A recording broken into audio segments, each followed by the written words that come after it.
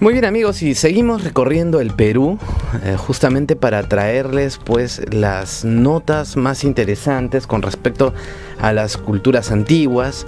Y en esta oportunidad nos encontramos con el profesor Dimitri Manga. Él es músico, bueno, tiene bastantes ocupaciones.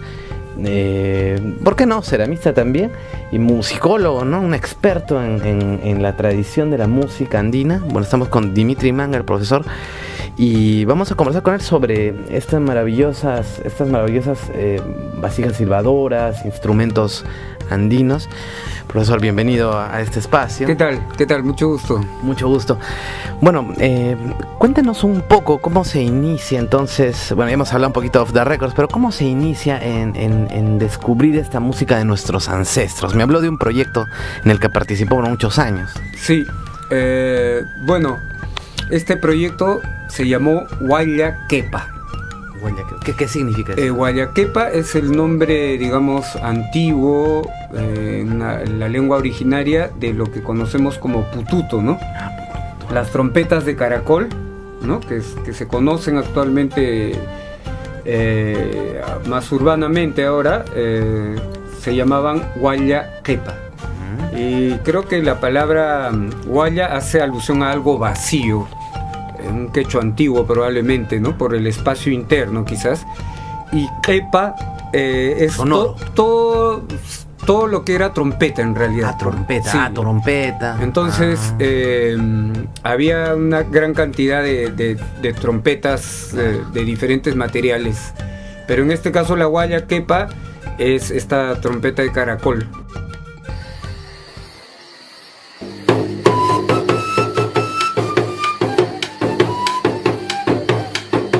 Dicen que Cuniraya Viracocha fue muy antiguo. Antes que él existiera, no había nada en este mundo.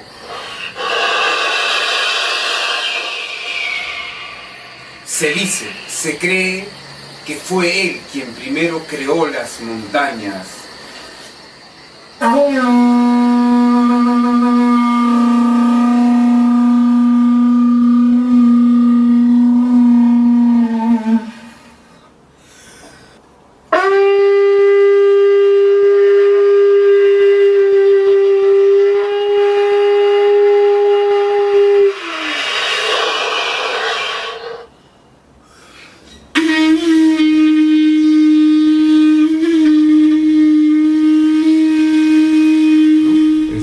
Entonces el proyecto se llamó Huayllaquepa y lo que pretendía era registrar, catalogar una base de datos de 2000 instrumentos musicales arqueológicos ubicados en el Museo Nacional de Arqueología, Antropología e Historia del Perú, de acá de Lima, que está en el distrito de Pueblo Libre.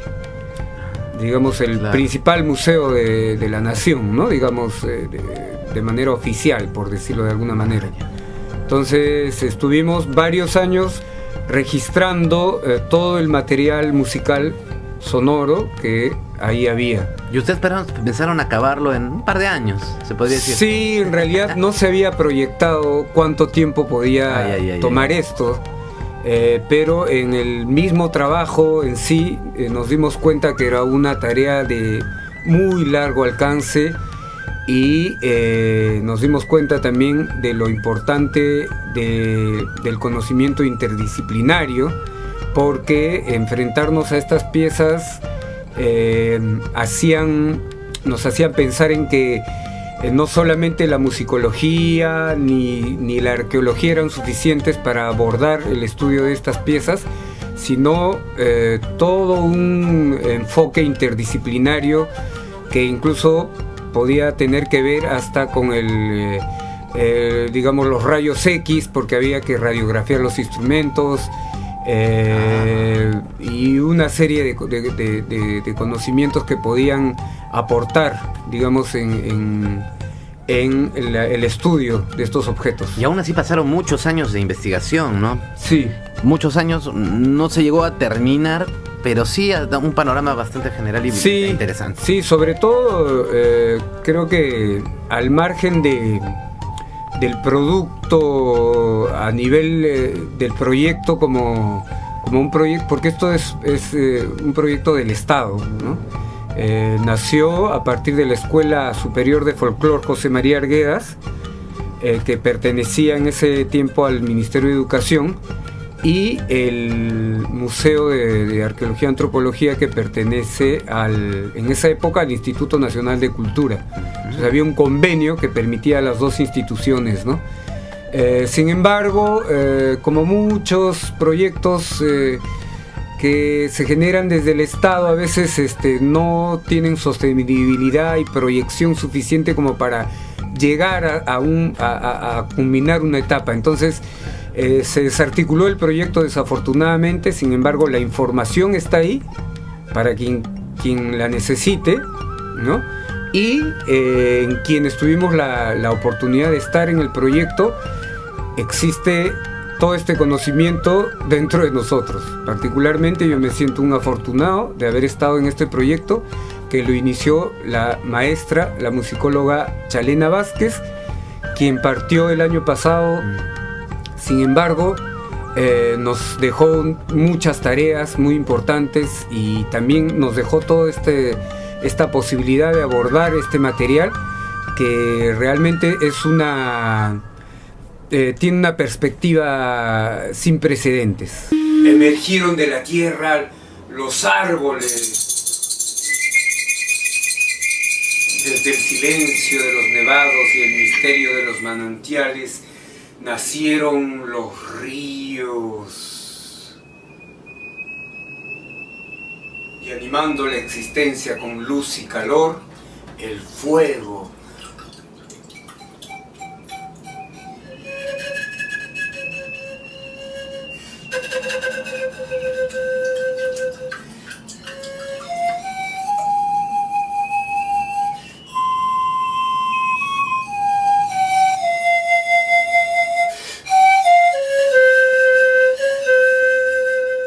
Y así, animales de todas las clases, como plantas y árboles silvestres.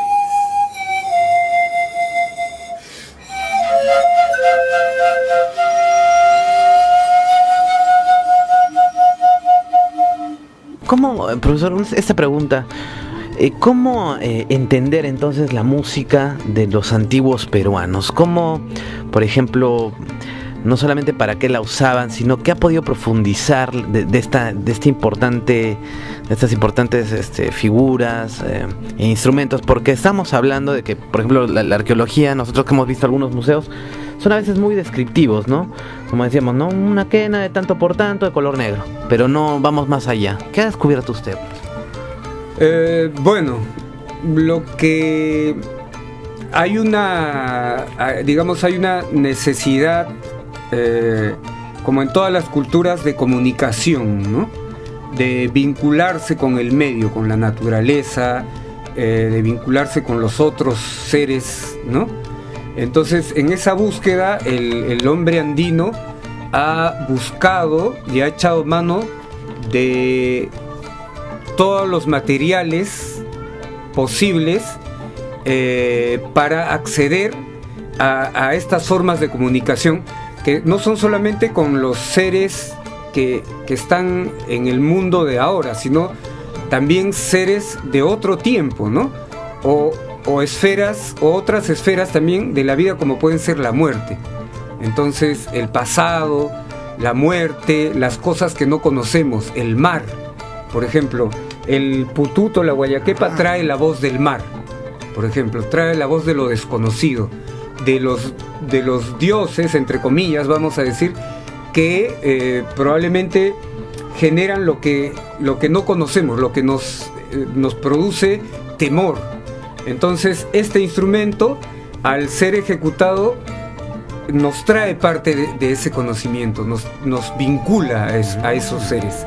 Y así sucede con gran cantidad de objetos y sonidos. De esa manera los podemos entender. Por ejemplo, hay sonoridades muy distintas a las sonoridades que se conocen en la música, digamos, occidental, por ejemplo, que básicamente trabajan en base a los sonidos fundamentales ¿no? A los sonidos de escalas determinadas, El ¿no? estándar, ¿no? Estándares, ¿no? En cambio acá vemos muchas sonoridades multifónicas, ¿no?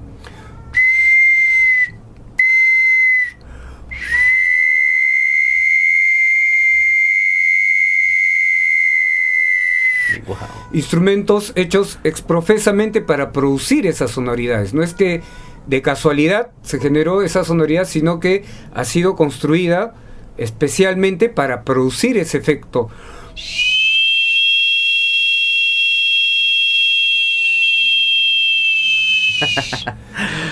Queriendo quizás lograr al impactar tanto en la naturaleza como en los otros seres con estos medios psicoacústicos, ¿no? De lograr, psicoacústicos, claro, de lograr algún cambio, no solamente a través de lo sonoro, sino en la conciencia de las personas. Algo chamánico, digamos. Claro, teniendo, sí, ¿no? teniendo digamos, esta forma de lo chamánico es el ritual, ¿no? Claro. Y el ritual es un mecanismo, ¿no? No es magia, sino es un mecanismo para abordar el conocimiento también. Es una metodología para llegar al conocimiento.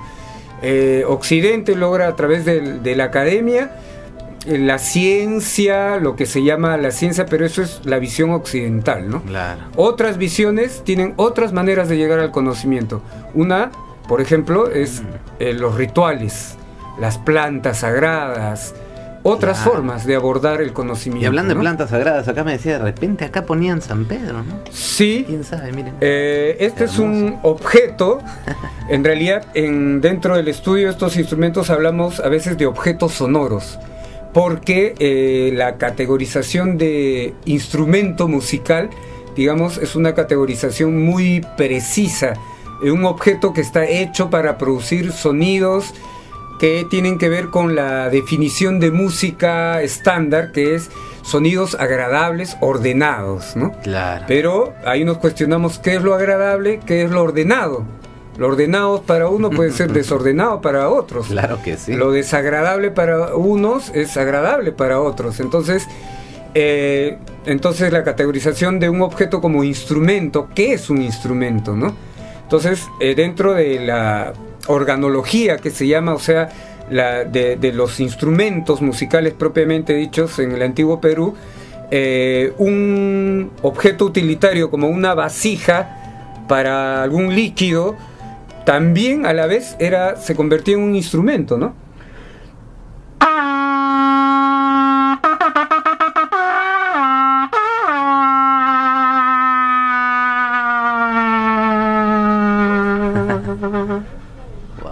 Y no desconocemos los fines rituales que esto puede haber tenido, ¿no? Esto ya es como es un pututo también, pero... Claro, es vasija. Una trompeta vasija. Le podemos decir cuenco trompeta, ¿no? Está hecha para, lógicamente...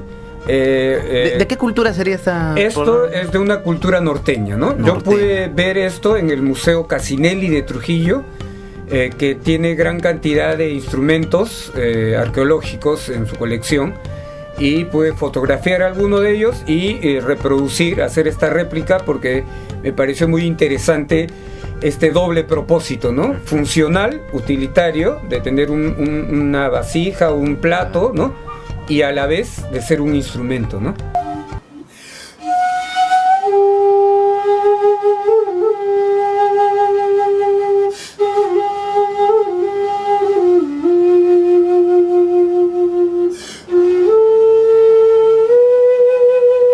En la profundidad de los bosques, cada animal tiene su voz. Así también todos los instrumentos tienen sus propias voces.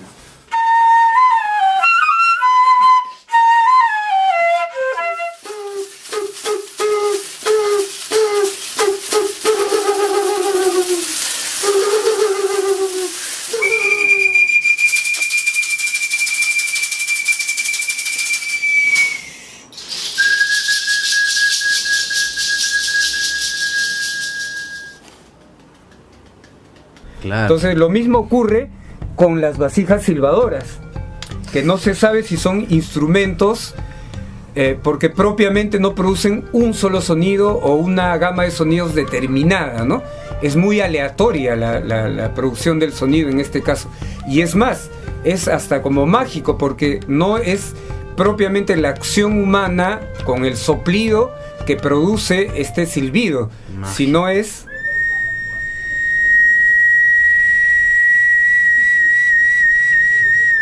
Qué hermoso.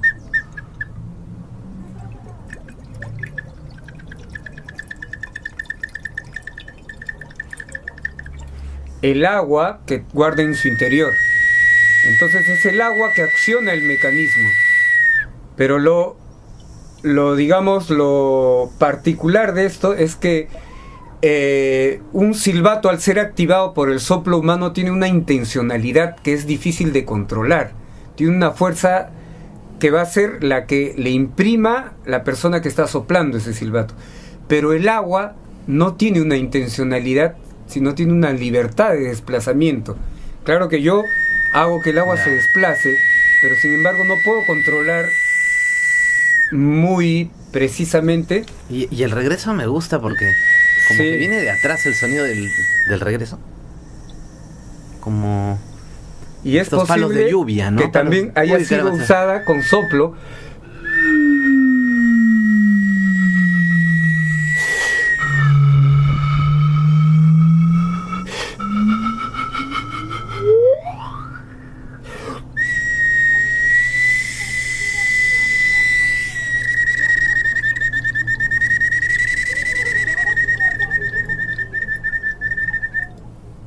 Entonces no sabemos si este fue un instrumento que le podemos llamar netamente musical, un objeto sonoro, un objeto chamánico, puede ser un objeto utilitario, quizás hervían el agua y sonaba el silbato, quizás era como para pasar el cuy, pasar la vasija, o de repente tenía ayahuasca dentro, al final de repente... Claro, de repente... Terminabas con no crean.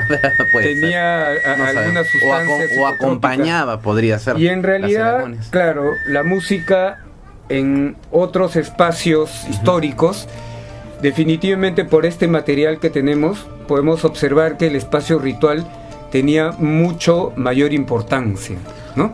Claro. La dedicación para lograr estos sonidos, sí, ¿no? Sí, eso me comentaba. Tiene que haber sido mucha, y el espacio para disfrutar de ellos también. Ahora quizás no en una esfera meramente recreativa, ¿no? Sino en un espacio ritual donde estaba vinculado, digamos, el conocimiento también, porque lo ritual nos lleva al conocimiento, ¿no es cierto?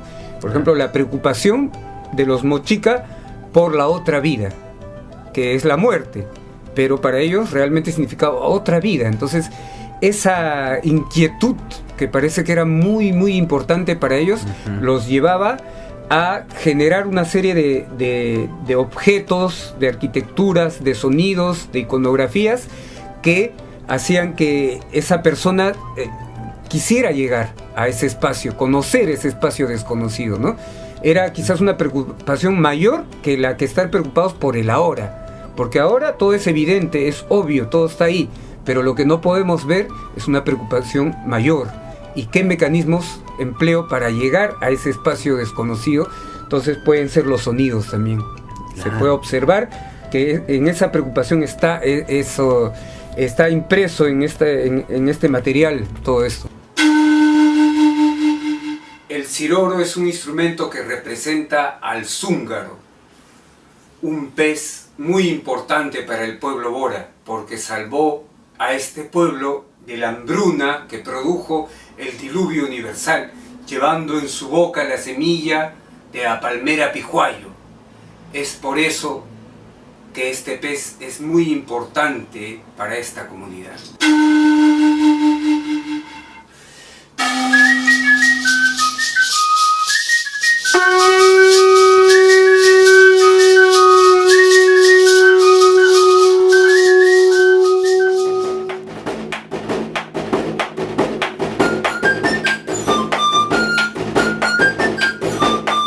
Digamos que la historia de estas vasijas silbadoras, me comentaba, se ha recopilado de a pocos, ¿no? No es que todo ha salido en un solo estudio, ¿no? O sea, al comienzo eran líneas y poco a poco hemos ido ahondando un poquito más en saber, ¿no? En conocer... De las vasijas silbadoras, por ejemplo, yo comentaba que encontré 4 líneas. Bueno, sí. Y esto ha ido aumentando, ¿no? Claro, durante el comienzos del siglo XX ha habido algunos investigadores que sucede algo que es muy común, ¿no? En los países como el nuestro que digamos ha sido ocupado por otra cultura, como en este caso que vinieron los españoles y ocuparon por varios siglos, ¿no? En este espacio. Entonces, digamos, en la época ya contemporánea se ha ido recibiendo algún material como los textiles, como lo que se conoce como los huacos, ¿no? Acá le decimos a cualquier objeto de cerámica antiguo, es un huaco. Sin embargo, es mucha generalidad eso, ¿no?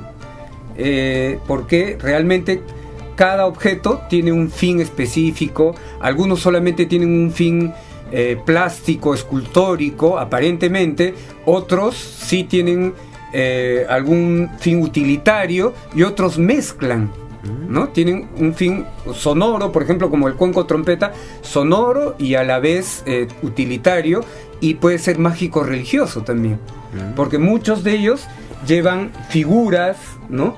de animales, ¿no? Estos son del norte, ¿no? Norte. Las vasijas, generalmente los investigadores, como César Bolaños, él tiene un artículo muy interesante en el que plantea que este objeto en particular migró de lo que hoy es Ecuador hacia el sur.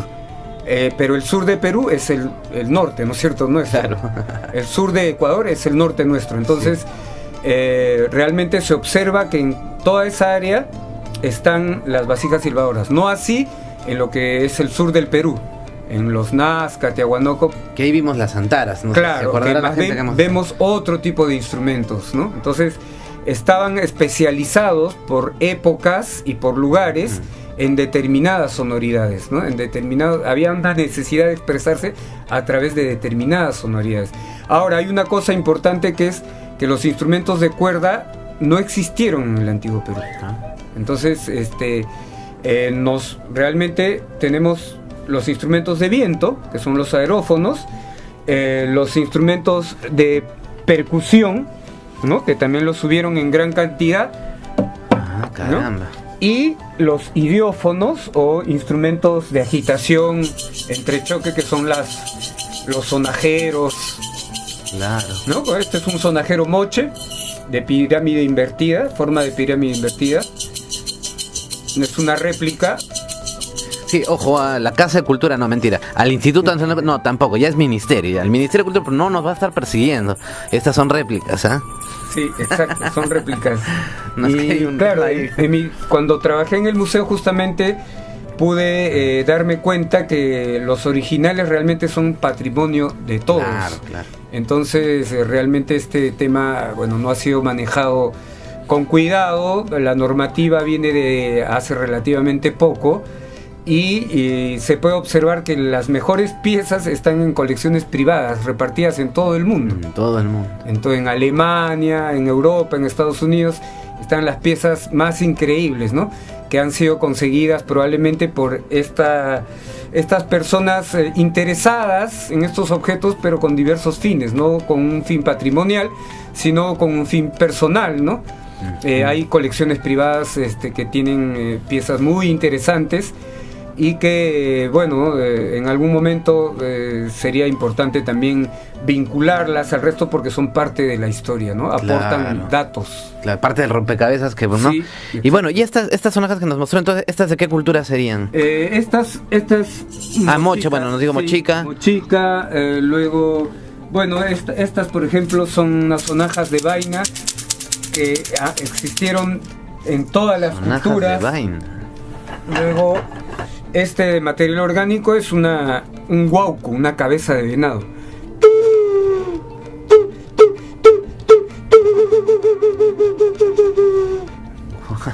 Y la única evidencia que existió la tenemos en uno de los dibujos del cronista Guamán Poma de Ayala, que fue, digamos, el fotógrafo de aquella época, fue el único que pudo registrar, no en un texto, sino en una imagen, algo que existía en imágenes bastante exactas, ¿no? Sí. O sea, hasta la Yupan, otros adelantos Exacto. científicos, por los dibujos exactos Sí. que hacía. Entonces, así como lo mencionas, hay uno de los dibujos que se llama justo Waukutakikuna, algo así, en el que hay un personaje que está soplando una cabeza de venado. Entonces es la única evidencia, y ese instrumento probablemente fue dejado de tocar en estas tierras, y actualmente se toca en la Amazonía de Colombia y Venezuela. Los guarao tocan este instrumento para rememorar a sus ancestros y le llaman de otra forma, pero el instrumento es el mismo, es una cabeza de venado, y que tiene sin duda pues un valor ritual, ¿no? Quien no lo pueda ver. Un día de esos que nunca faltan, terminando el trabajo, al taita se le hizo de noche para regresar a su casa. Para llegar, el camino pasaba por debajo de un cerro que se llama el Cerro del Galgo. Por allí había que pasar de día. En la noche nadie podía, pues salía un galgo o cualquier otra cosa que hay en lugares apartados y silenciosos. Cuando estuvo pasando, en medio del cerro, vio que venía una luz a su encuentro. De repente se le apareció un bulto negro que no lo dejaba pasar, tampoco lo dejaba regresar, siempre se le atravesaba en el camino. De pronto se acordó de la antara y que era bueno tocarla para la mala hora. Entonces la sacó y la sopló. Y el bulto negro se fue botando candelas y gritando como gato, ¡miau! ¡Miau! Y se perdió en el cerro. Así, llegó tranquilo a su casa y contó todo lo sucedido a su familia. Como ven, tocar estos instrumentos sirve para orientarse, curar las penas, que el miedo no entre y no perderse. Sí, pues por supuesto. Después me mostró estas de aquí, que eran esta familia de quenas. Sí. Bueno, Claro. ¿quenas está bien dicho? ¿O Sí, cómo se...? quena o quina, ¿no? Quina es lo que Ludovico Bertonio describía en su diccionario, que la palabra quina hace referencia a algo agujereado, ¿no? Quizás en relación a los orificios de digitación de la flauta, ¿no? Entonces, algo agujereado. Como chicas ¿no? Este es chincha. Ah, no, chincha. Chincha. Chincha, cultura chincha. Cultura chincha. Entonces, es una quena que, bueno, actualmente las tenemos por cientos en las culturas actuales, incluso se usan en la música muy moderna, fusión, etcétera. Pero lo básico de esta flauta es tener esta muesca o ventana, ¿no? Y Ya le tomamos una foto ahorita. las quenas actuales son más bien más tubulares y más delgadas, pero sin embargo la quena chincha es más ancha, más globular, lo que produce un sonido más oscuro.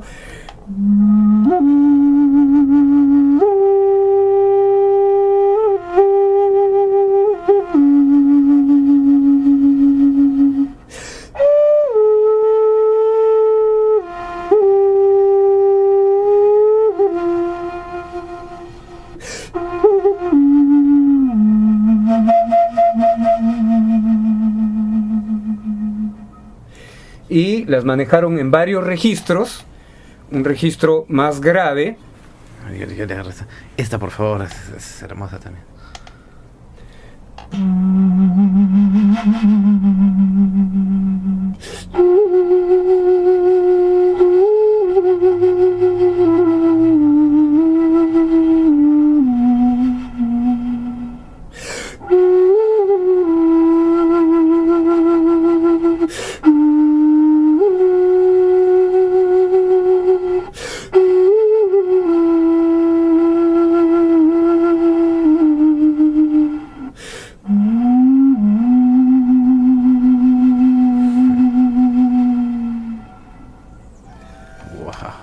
Y quizás... Quizás esto es el sonido, ¿no? De repente una forma de leer algo, ¿no? sí, Algo, posiblemente, ¿no? algo. Las incisiones No. también aportan muchos elementos Y bueno, estas son réplicas también exactas de lo que vio, ¿no? Son réplicas de algunos, los hemos podido medir. Sí, algunos instrumentos sí, en el trabajo de gabinete hemos podido tomar mediciones, ¿no? Algunos solamente son réplicas de fotos. Y bueno, en México, por ejemplo, que existe un trabajo parecido porque hay una cultura muy antigua, ¿no? Como la cultura, claro, maya, ¿no? En Mesoamérica también hay un trabajo, digamos, de investigación interesante, pero hay una normativa, tenía entendido, que no permite manipular los objetos. Entonces, las personas que investigan tienen que valerse solamente de las fotos. Y eso ha sido clave. Es que lo que ustedes no saben es que Dimitri Manga también ha tenido que aprender a hacer. Por eso le decía que era ceramista. Bueno, no es ceramista, pero cuéntanos eso brevemente, aunque sea, ¿no? Bueno, realmente considero el trabajo de un ceramista un trabajo muy, muy especializado, ¿no? Básicamente yo me considero un músico que trabaja con la arcilla para poder reproducir estos instrumentos que no los voy a encontrar en ninguna tienda ni en ninguna página de internet, probablemente en la cantidad y en la disposición que se requeriría. Entonces he tenido que acceder al material para poder también entender los instrumentos, entender la construcción, entender la parte acústica, la parte también ideológica, ¿no? Porque muchos de estos tienen, por ejemplo, esta es una réplica de una trompeta recta tiahuanaco. Entonces, el felino en los tiahuanacos tiene una gran importancia, ¿no? Entonces, es fundamental para ellos la presencia del felino.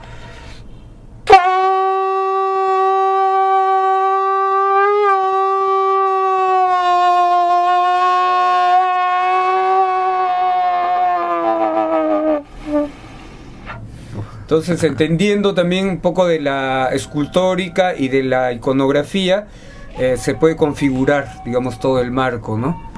Y bueno, son muchas artes que están mezcladas, tanto... Eso es lo que usted me decía, porque... a ver, el arqueólogo, al ojo del arqueólogo se le va la parte musical, ¿no? Porque incluso del artesano, ¿no? Porque usted me decía, yo tengo amigos que lo hacen igualito, pero no suena, o sea, no comprenden el mecanismo sonoro. Y eso sí lo descubrió, profesor. Claro, digamos, más bien creo que es mi fortaleza en todo caso, a través del sonido, de entender qué tesituras, ¿no? Muy agudas o muy graves, más rasposas, más los timbres que tienen los sonidos, uno digamos, como en la práctica musical va pudiendo encontrar como una paleta, digamos, un cromatismo, le diría, ¿no? Tímbrico, sonoro. Entonces esa cualidad, digamos, que se obtiene auditivamente, quizás un ceramista que tiene otras cualidades más bien propioceptivas, ¿no? Motoras para las formas, para las texturas. Un acabado perfecto. Exacto. Pero tal vez... Claro, pero en esta se vinculan las dos características, ¿no? Digamos, la parte motriz del ceramista y la auditiva del músico. Entonces, son dos cosas que tienen que conjugarse para producir uno de estos objetos que tenga las cualidades de la forma y del material y las cualidades sonoras. Y eso nos debe hacer entender que entonces los antiguos peruanos manejaban estas dos cosas juntas, eran hábiles en las dos cosas. Sí, sin duda, había una especialización del trabajo muy, muy alta. Y así como tomarse estos espacios rituales, había un trabajo, un espacio para la creación, para la construcción, ¿no? Y no en serie como ahora, pues, ¿no? Ahora todo se produce en serie, ¿no? Y como sabemos, como saben los vendedores, la serie mata. Entonces, realmente los antiguos peruanos sí tenían esta veta creativa muy abierta y se puede observar a simple vista en los objetos, ¿no? Claro que sí, claro que sí. Y bueno, y otra cosa para bueno, ir cerrando, aunque dan ganas de quedarse eternamente aquí. bueno, el tiempo quiere hablar, ¿no? Como usted ahí estaba, ¿no? El tiempo quiere hablar. Pero me dice que ya a la vez también que nos ha aproximado esto y se aproximó también a lo que es la tercera misa, también comparte mucho sus conocimientos o sea, su interés es esto, darlo a conocer, no quedarse encerrado solamente de pronto haciendo las vasijas o perfeccionando, sino entregar esto a los jóvenes, al pueblo, para que todos conozcamos esto, y para lo cual ha participado en lo que son museos itinerantes, etcétera. ¿Nos puede hablar eso de su carrera, por favor? Sí. Bueno, hace un par de años he generado un proyecto que tiene como nombre Pacha Huacay Munan, que significaría, digamos, en una traducción mecánica, quiero que la tierra llore, ¿no? Pero, sin embargo, dándole un sentido más profundo, digamos, no solo lingüístico, sino quizás histórico también. Pacha también es tierra y espacio. Tiempo, espacio, ¿no? Y Huacay es el verbo llorar. Sin embargo, en muchas de las culturas de las comunidades del Perú actual, los instrumentos se hacen cantar, se hacen sonar, se hacen tocar, se tocan, pero a la vez están llorando. O sea, el llanto no es una expresión solamente de la tristeza. El gemido no es tristeza, sino viendo, digamos, el llanto como una sonoridad también, ¿no? Independientemente de la emoción que está expresando, ¿no? Es una tesitura también aguda, rasposa, multifónica, se le puede llamar de muchas formas. Entonces, el arpa llora, ¿no? Huacay, una flauta también, huacay. Entonces, un instrumento llora, ¿no? En el Cusco, por ejemplo, con el tambor, tan kirihuacachi, dicen, ¿no? Haz llorar tu tambor, ¿no? Entonces, hazlo sonar, ¿no? Pero hazlo sonar, pero con una característica, con un gusto, con un gemidito, ¿no? No lo hagas sonar de cualquier manera, sino con ese timbre especial. Entonces, el tiempo quiere cantar es el proyecto, ¿no? Por eso el proyecto. Claro, el proyecto se llama El tiempo quiere cantar. Entonces, la idea del proyecto es también nutrirse colectivamente, construyendo los instrumentos, descubriendo estos sonidos, haciéndolos, ¿no? Y también, por supuesto, mostrándolos en una muestra tipo museo itinerante, a través de charlas, a través también de conciertos, a través de tocar los instrumentos. Bueno, y poco a poco también desarrollando esta propuesta en el sentido también interactivo, que todo el mundo pueda descubrir que es posible hacer sonar estos instrumentos, es posible vincularse con estos sonidos de una forma receptiva, y también de una forma de producir el sonido, de que uno es parte del sonido, ¿no? Porque el que escucha realmente es parte del sonido, porque el sonido está en función, ¿no? Como decía mi maestra Chalena, quizás el sonido no existe en realidad, ¿no? Lo que existe es la vibración, y el que capta el sonido, el oído humano, es quien lo interpreta, quien lo decodifica, pero en realidad la vibración existe. Todos los objetos están en permanente vibración, ¿no? Así como los órganos del cuerpo están en vibración, las células de nuestro cerebro, los planetas están en vibración. Entonces el sonido es una conceptualización humana, ¿no? Y la música mucho más todavía, ¿no? O sea, mejor dicho, nada está en silencio, de repente somos nosotros los que no podemos escucharlo. Exacto. O no tenemos el rango para oírlo. Todo está en vibración. Todo está en vibración. Y si vibra, suena. Y a la vez el sonido es vibración. Wow. Qué interesante lo que me dice. Pero bueno, en todo caso, quisiera que brevemente nos pueda, hay algo que se me escapaba de la musicoarqueología.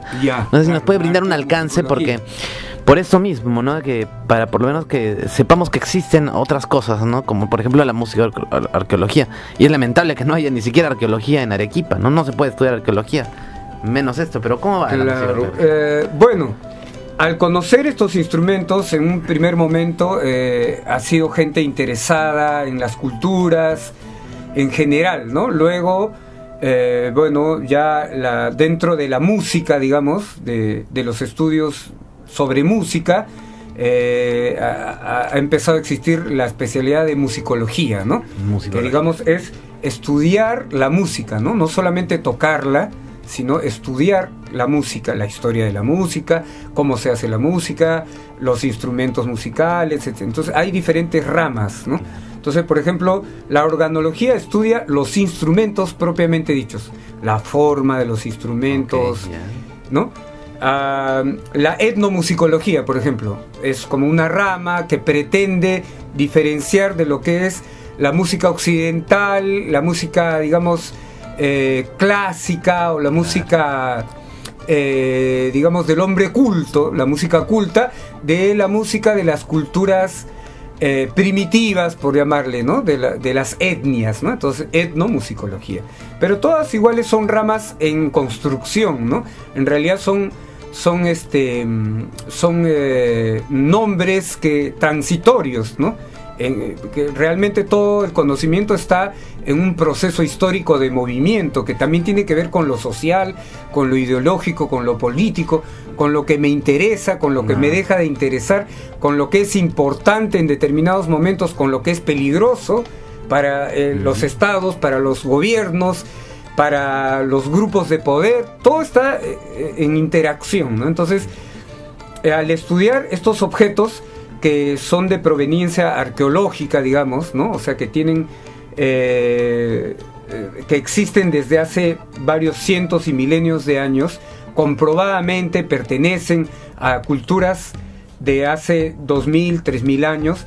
Entonces nace la idea, la necesidad del estudio de solamente los instrumentos, no de todas las piezas, no de los textiles, no de otro tipo de objetos, sino de los instrumentos musicales u objetos sonoros. Entonces nace esta idea de arqueomusicología o etnoarqueomusicología, a veces le llaman también, ¿no?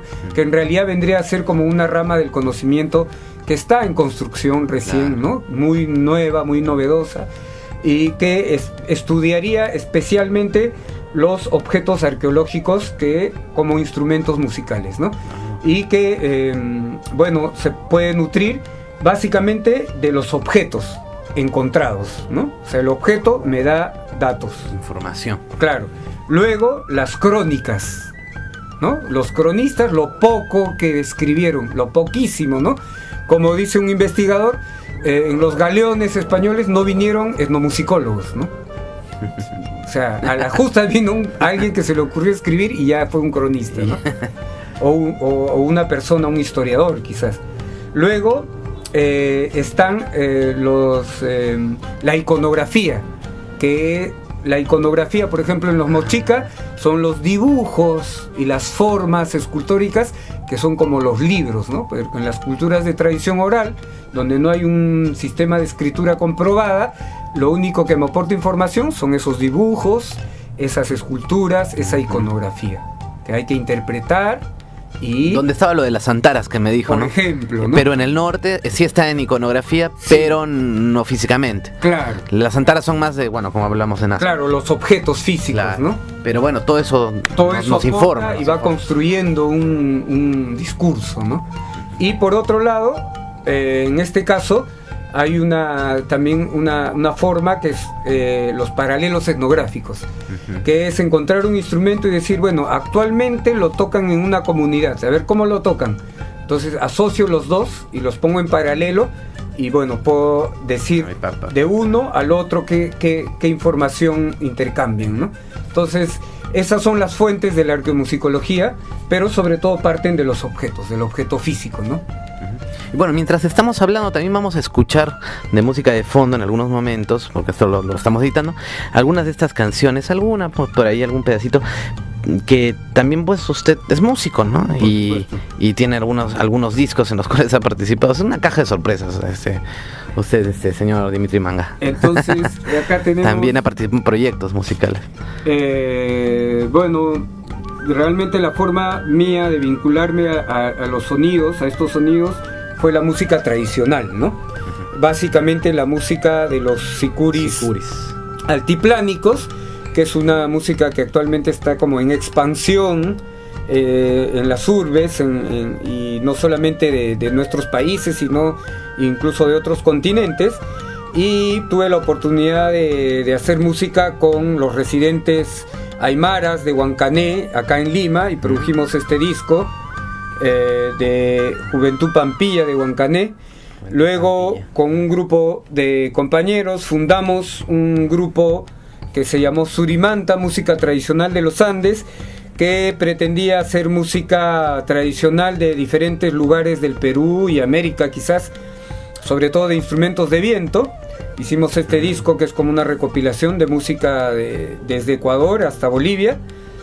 Y finalmente pude hacer ya de manera personal, ya no en grupo, este disco que es el disco de Sayari Producciones, de la colección Nueva Sangre, el disco Vientos, que es digamos, con todas composiciones mías, y que es bastante experimental, porque lo que hace es integrar estas sonoridades prehispánicas que tienen otras escalas, que tienen escalas que probablemente desconocemos, otros timbres, otras sonoridades, con instrumentos que provienen de estos, pero que se tocan actualmente, que ya están, como decimos, temperados, ¿no? Que están afinados a lo que hoy se conoce como escalas musicales más, digamos, difundidas en el mundo, ¿no? Que son estas escalas en notaciones conocidas, ¿no? En tonalidades, etcétera. Entonces, lo que hace este disco es mezclar y experimentar con ambas sonoridades, ¿no? Tengo en preparación un segundo disco con una exploración mayor de estas sonoridades, con nuevos instrumentos y con nuevas propuestas también sobre esto. Excelente, bueno, ha sido un placer conocer, un placer realmente, y mucha gente seguramente lo va a empezar a buscar. ¿Dónde lo puede encontrar? ¿En el Facebook de repente? Sí, ¿Qué es lo que está más en Facebook estoy como Dimitri Manga, ¿no? Tengo una página de músico. Y bueno, quizás ahí van a poder ver algunos de los videos y eventos en los cuales he participado, fotos de los talleres también que organizo. Talleres, ¿no? Por ejemplo, de recreación, de construcción, ¿no? Y bueno, los ensambles que vamos armando y las propuestas que se van generando alrededor de estos instrumentos, de esta música. Próximamente estaré en Instagram también, que me lo han recomendado también muchos músicos. Claro que sí. Que es muy útil, sobre todo para lo que es artes plásticas y música. Pero igual estará como Dimitri Manga. Sí, siempre como Dimitri Manga, que es mi verdadero nombre personal. Yo pensé que era su nombre artístico. No. Porque yo soy de la familia Manga del Cusco, que es una sola rama de Quillabamba. Y mi nombre Dimitri es por los años 70 en el Cusco también, que todos se llaman Dimitris Vladimiris Ilich. Saludo a Ilich Quispe, sí, mi gran amigo Ilich, saludos, que bueno, él está acá en Lima. Muy bien, y bueno, no sé con qué nos puede dejar. Bueno, y se va, y he tenido suerte porque se va a Argentina también, sí, en breve, o sea que casi no lo encuentro. Sí, justamente este año hay dos invitaciones, una para Mendoza, Argentina, en la Universidad de Cuyo, el encuentro de música popular, y un par de eventos más también con la Escuela de Cerámica de la Universidad de Cuyo. Y en diciembre estaré en Rengo, en la universidad de esta localidad, que también organiza un encuentro de música contemporánea. Bueno, muy bien, entonces ya vamos terminando, y para cerrar, ya para terminar, no sé si nos puede regalar algo con algún instrumento, sí. Algo que no nos ha mostrado. Este es una flauta globular que tiene como una microtonalidad, encuentro yo, y pertenece a la cultura huarpa, que se encontraba en Ayacucho. ¿No?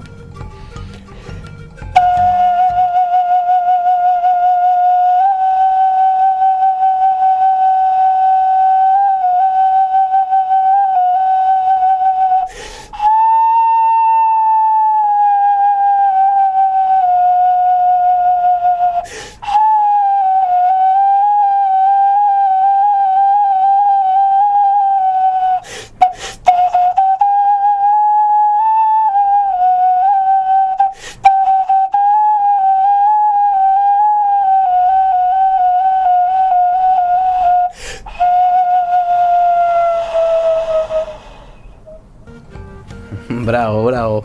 Muy bien, qué excelente. Entonces ya lo saben, pueden encontrar a Dimitri Manga y bueno, se han dado cuenta entonces que la música nos transporta y no solamente nos habla también de la historia, ¿no? Que es qué importante conocer entonces estos instrumentos, profesor. Sí, bueno, la música siempre ha tenido un carácter social, ¿no?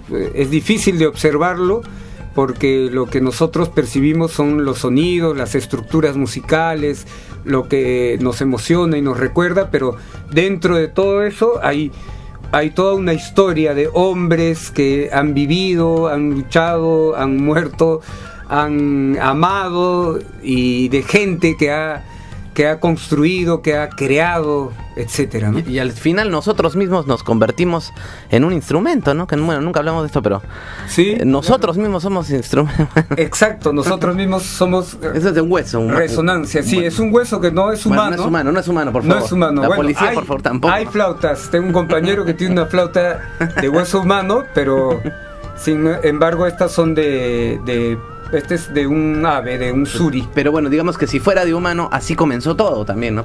Experimentando también, tal vez, ¿no? Con nosotros mismos. Sí, con nosotros mismos, exacto. Muy bien, bueno, así terminamos. Muchas gracias. Gracias a ustedes. Gracias, muy bien.